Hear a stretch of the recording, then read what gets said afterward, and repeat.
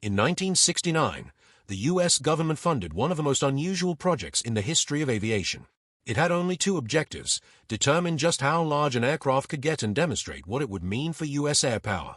Spearheaded by the most secretive company in aviation, the result was a Lockheed CL-1201, a project that, to this day, remains shrouded in mystery. The 1960s saw breathtaking advancements in the field of aerospace. Aircraft were flying faster, higher, and further. And engineers weren't just pushing the limits of speed. Aircraft were getting larger. The newly developed Lockheed C-5 was a massive machine weighing several hundred tons. Its power and range dwarfed anything before it. But it wasn't unrealistic to assume that aircraft could get many times larger. Advances in aerodynamics, exotic new materials, and even new forms of propulsion were just around the corner. Much of the breakneck pace in development was fueled by the Cold War.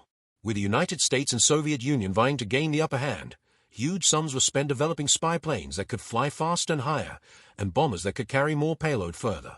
The aim was to reach any corner of the world as quickly as possible. To counter the expansion of Soviet power, the United States maintained a strategy of containment. And that meant maintaining a vast fleet of carrier battle groups that could respond to a crisis anywhere in the world.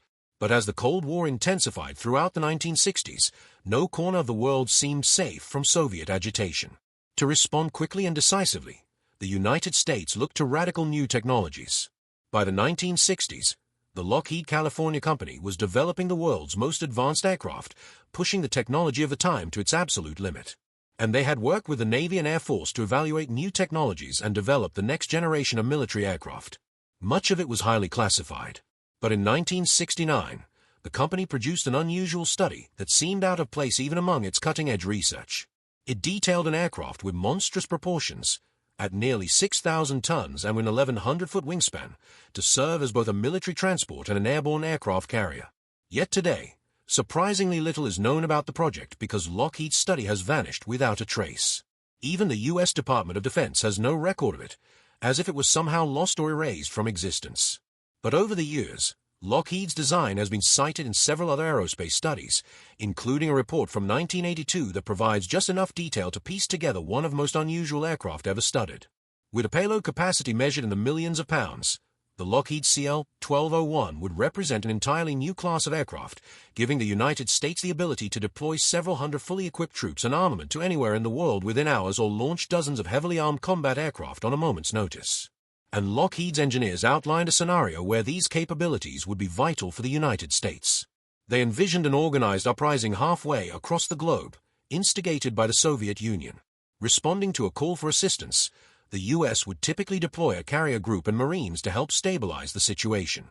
But in Lockheed's scenario, the Mediterranean would be blocked off and nearby foreign bases would be unavailable.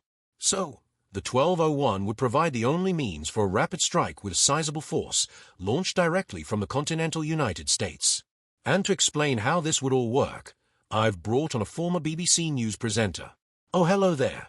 This video cassette will help you learn about the Lockheed CL-1201. With a new 1201, Lockheed will set a new standard for engineering innovation. But you probably have questions about how it'll all work, so let's jump right in. Within hours of receiving a call for assistance, an attack carrier would be dispatched from an airbase in Georgia, bound for an aerial staging area over the Mediterranean. Armed with 24 aircraft and long-range cruise missiles, the carrier's role would be to establish air superiority and function as a central command center. 7 logistic support aircraft would also be dispatched to rendezvous with the carrier over the Mediterranean.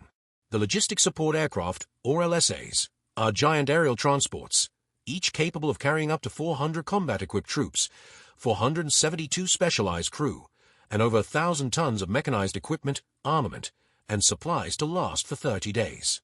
All 1,201s would be equipped with conventional landing gear and operate from paved runways.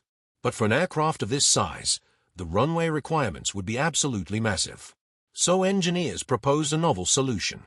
For maximum operational flexibility, the carrier and LSAs will be fully equipped for short takeoff and landings. Dozens of auxiliary turbofan engines will be housed within the wings and forward fuselage, each capable of delivering an impressive 82,000 pounds of vertical thrust.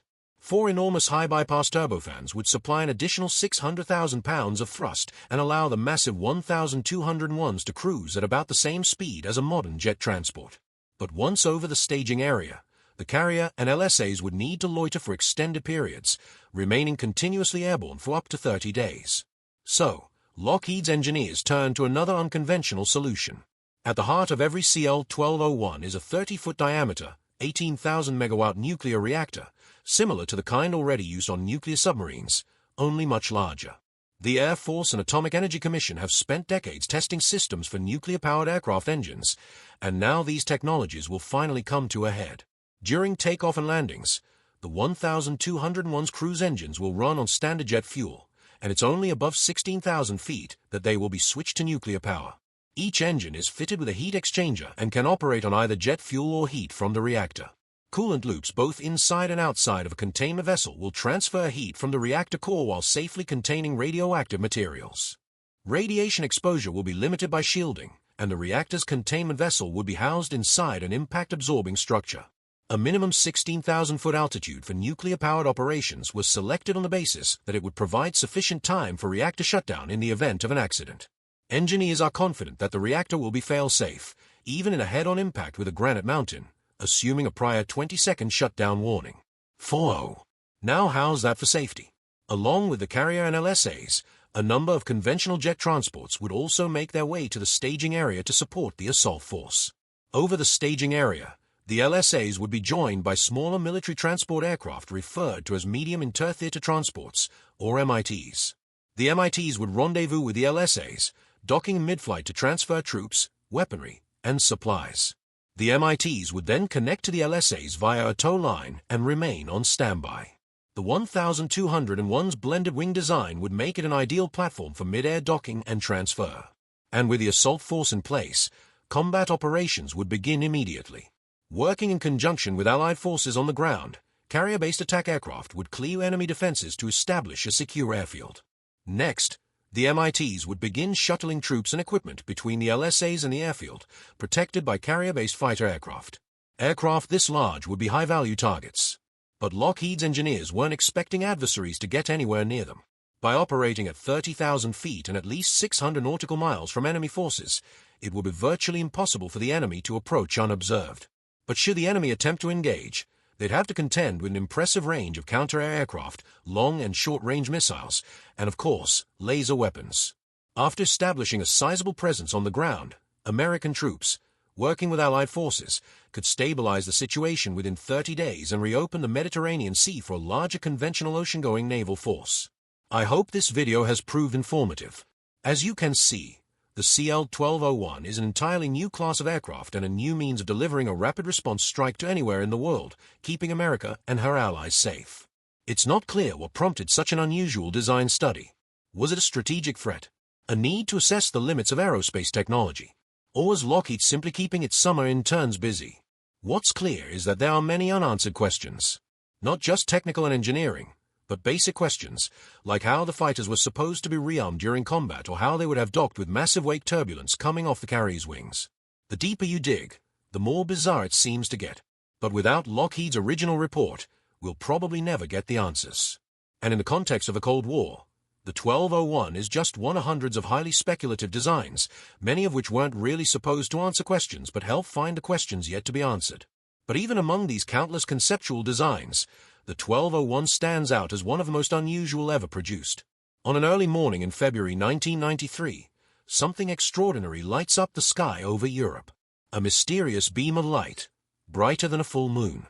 And it moves silently for thousands of kilometers, from the southern coast of France all the way to Belarus. On the ground, it looks like an anomaly, but it's part of an experiment so unusual, it seems straight out of science fiction.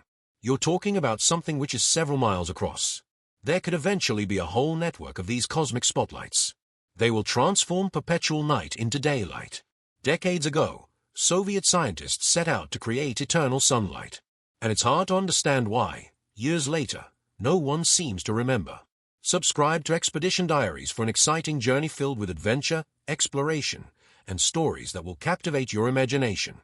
Dive into the world of thrilling experiences and unforgettable memories shared through vivid narratives.